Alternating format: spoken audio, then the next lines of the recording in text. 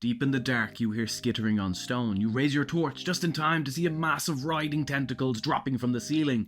That's the Carrion Crawler, the ambush predator that makes caves more than just tight hallways. Today we're covering its lore, ecology, appearance, how it's changed through the additions, its modern 5e stats, DM tips, and strange facts you probably didn't know. Origins and lore. The Carrion Crawler first crawled into Dungeons & Dragons in the 1970s. Unlike dragons or giants, it wasn't borrowed from myth. It was born entirely from the imagination of the early game designers, a grotesque mix of worm, centipede, and nightmare fuel.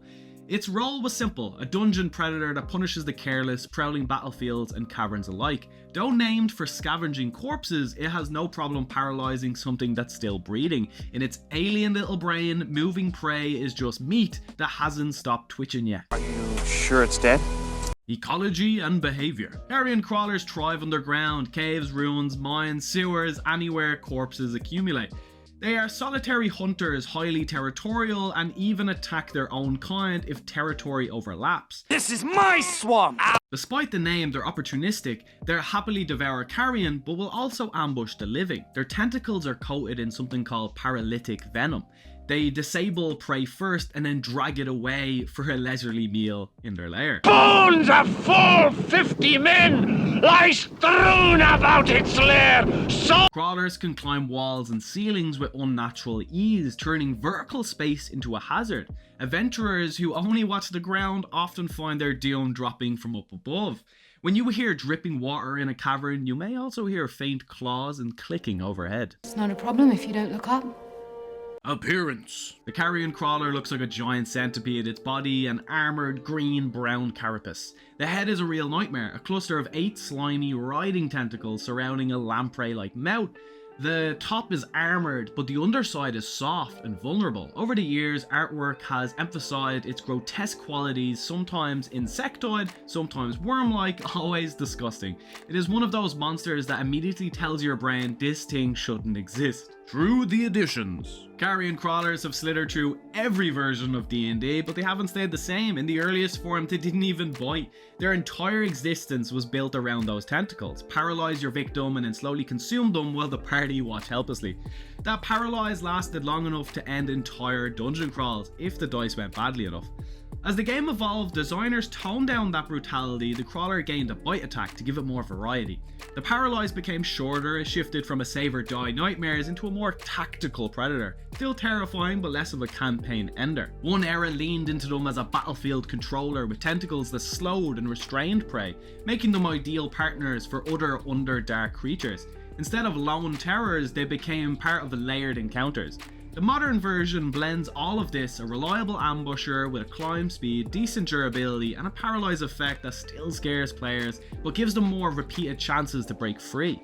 They have multi-attack, tentacles plus bite, make it feel like a creature that can both disable and devour. In short, the Carrion Crawler went from one-trick dungeon wrecker to a versatile, balanced ambusher that keeps adventurers on the edge. 5e stats. Here's how the Carrion Crawler looks today in 5e. It is a large monstrosity. Its armor class is 13, its hit points around 51, speed 30 feet on the ground, 30 feet climbing walls and ceilings. It has keen smell, advantage on perception checks, and spider climb for ignoring gravity. It makes 2 attacks, one with its tentacles and one with its bite. The tentacles deal a little poison damage, but the real threat is the paralyze. A failed constitution saving throw means the victim is stuck, forced to roll each turn until it breaks free. Then comes the bite. It has extra damage when the prey can't move. It's not the hardest hitting monster, but its ability to shut down a party member makes it more dangerous than its numbers suggest. DM tips. To make Carrion Crawlers memorable, use them in the right spaces. They shine in caves, mines and sewers, anywhere cramped, dark and vertical.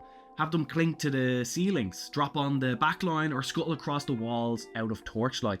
They're scavengers, so set them up feasting on corpses before turning their tentacles towards the party. At low levels, a single crawler is enough to terrify. At higher levels, packs of crawlers or mixes of other Underdark creatures can create chaotic, claustrophobic fights. They're perfect for pacing, encounters that aren't bosses but still leave players rattled. Obscure trivia and things people don't know. Some things you may not know about Carrion Crawlers. Early art sometimes gave them petal-like tentacles, more alien than insectoid.